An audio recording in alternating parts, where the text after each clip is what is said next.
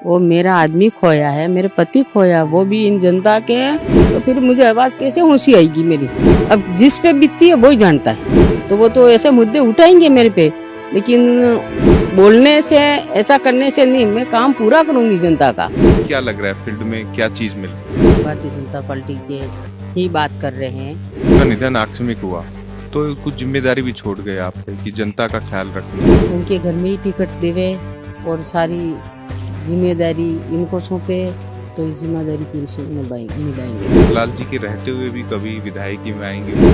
जो हमारे को टिकट देंगे हमारे नरेंद्र मोदी जी, और तो मैं जनता से ही जुड़ा रहूंगा। कांग्रेस और बाप एक ही पार्टी के तौर पर लड़ रही हैं, तो आपका मुकाबला आप किससे मानते हैं? दूसरी पार्टी लड़ेगी, हमारा कोई लेना देना है ही नहीं। इसको कोई आप मुद्दा नहीं मानते कि आप साक्षर हैं और वो तो मुद्दे तो इनकी मांग होती है, वही मुद्दे होते।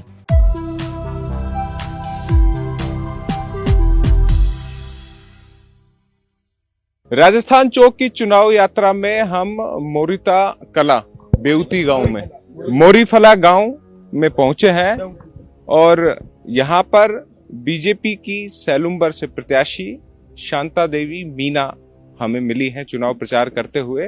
हालांकि चुनावी लिहाज से अब इनका नाम शांता अमृतलाल मीना हो गया है, क्योंकि ये सीट सहानुभूति की लहर पर है और उनके आकस्मिक निधन के बाद यहाँ उपचुनाव हो रहे हैं और सहानुभूति की लहर से बीजेपी को उम्मीद है ये सीट उनकी थी, उनकी रहेगी।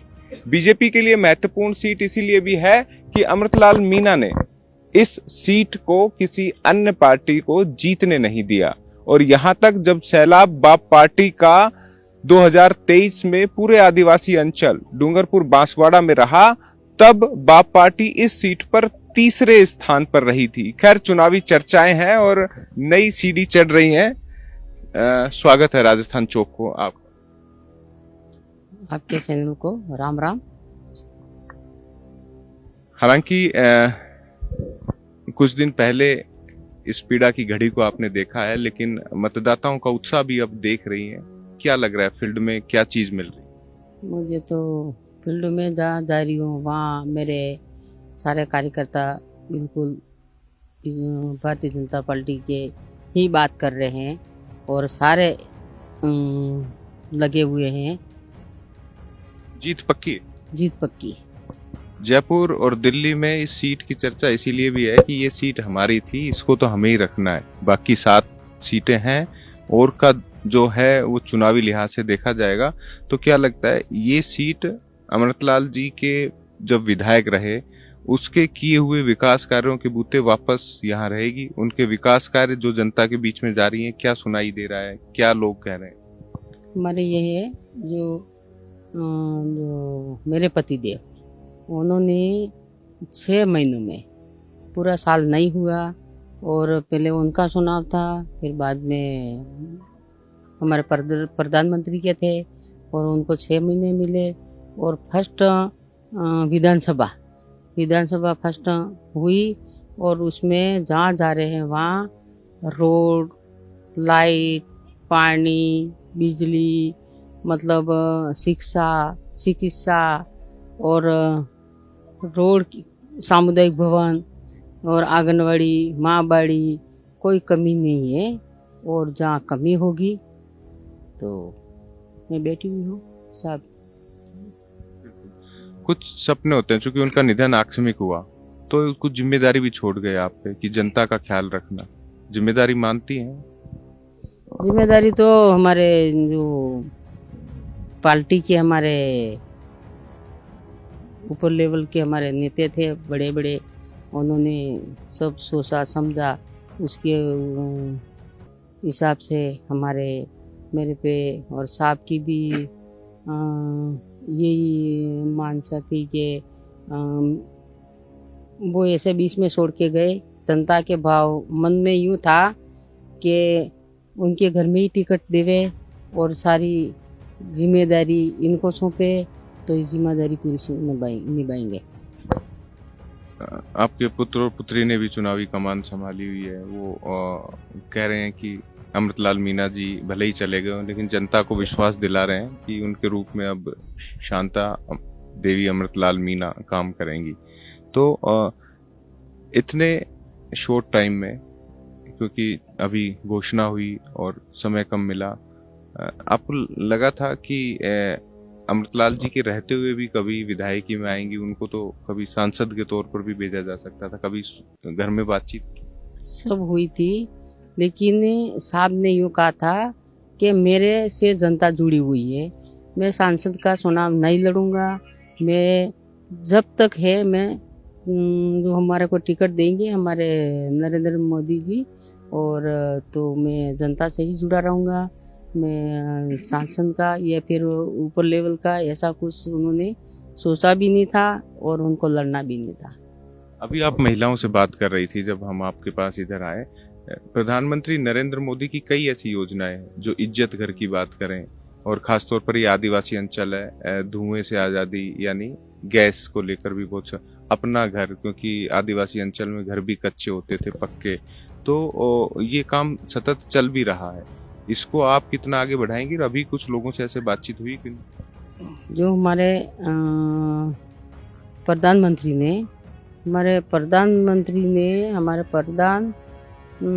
मतलब उन्होंने इतना काम दिया है कि आवास दिए हैं, और आवास का पहले बजट कम था, और हमारे प्रधानमंत्री ने 1.5 लाख का मकान दिया है, और ढालिए भी दिए हैं, समतलीकरण भी दिए हैं, और पहले हमारा वसुंधरा जी के टाइम में हमारे को कुएँ भी मिले, कुएँ दोहरे, और उसी समय से ये डिलीवरी फ्री, और मोदी जी ने हमारे गैस दिए हैं कि भाई ये कहाँ धुआं ये करने जाएगी, लकड़ी तोड़ने जाएगी, और करके सभी गैस दिए हैं, सभी जगह गैस, कोई ऐसा नहीं है कि गैस नहीं मिला है, हमारे राज्य में सभी को गैस मिले।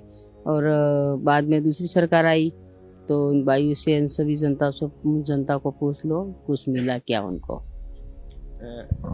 सीएम भजनलाल भी लगातार सक्रिय हैं इस सीट को जीतने के लिए, और बीजेपी भी चाहती है ये सीट जीती जाए, तो उनकी जिम्मेदारी तो वो अपनी निभा रहे हैं, आप भी इसमें लगे हुए हैं, लेकिन ये सीट आप कितना महत्वपूर्ण मानते हैं इस पूरे अंचल में, जब आपके जो विरोधी हैं वो सीधे सीधे तौर पर कहते हैं कि कांग्रेस और बाप एक ही पार्टी के तौर पर लड़ रही हैं, तो आपका मुकाबला आप किससे मानते हैं?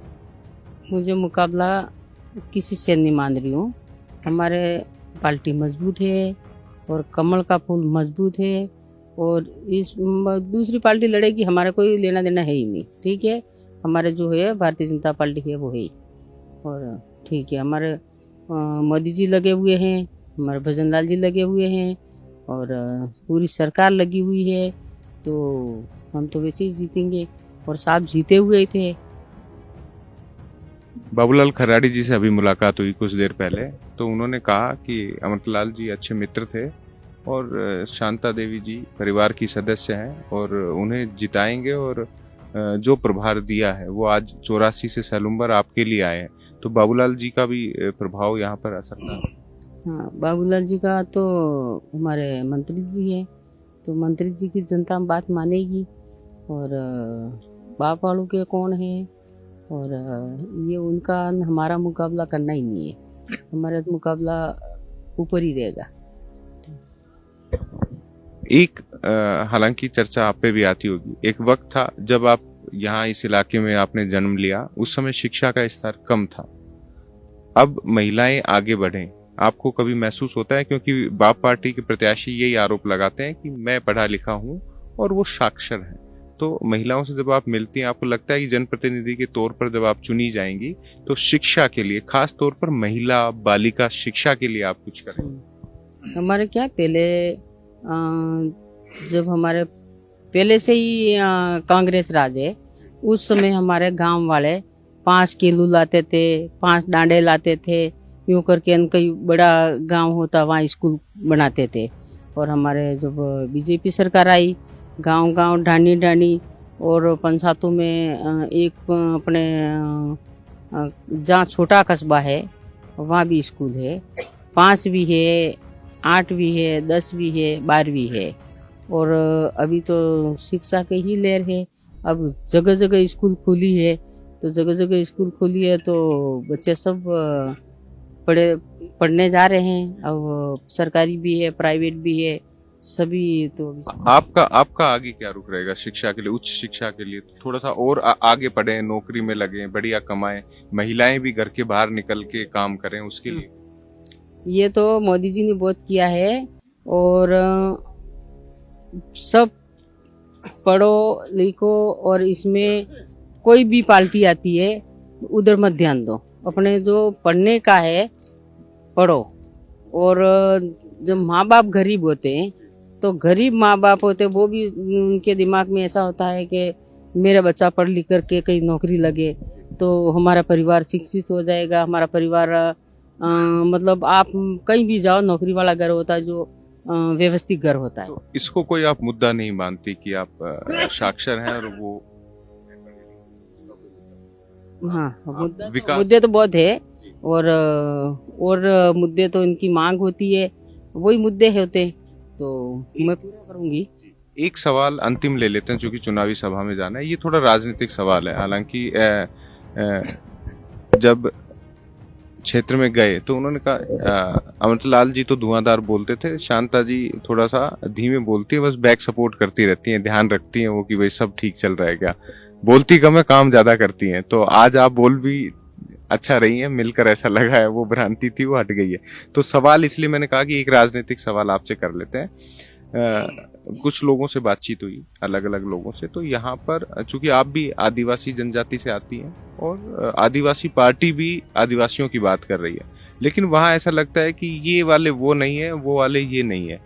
वो थोड़ा अग्रेशन, मतलब आप कहें तो वो थोड़ा आक्रोश में दिखाई देते हैं, गुस्से वाली, उबाल वाली, जोश वाली पार्टी मानी जाती है। आप लोग अपना काम कर रहे हैं, तो ये अंतर आप भी मानती हैं क्या? है, मैं ऐसा कुछ नहीं मानती हूँ, लेकिन ऐसा है जैसे अपने सभी कौम होती है, सभी जाति होती है, वहाँ उन जातियों में बैठना उठना सारा सीखते हैं।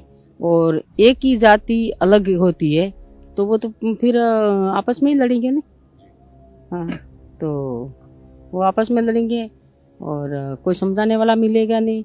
और हमारी भारतीय जनता पार्टी है, सभी को साथ में लेके चलती है, और एक के ऊपर कोई विचारधारा नहीं है हमारी पार्टी के।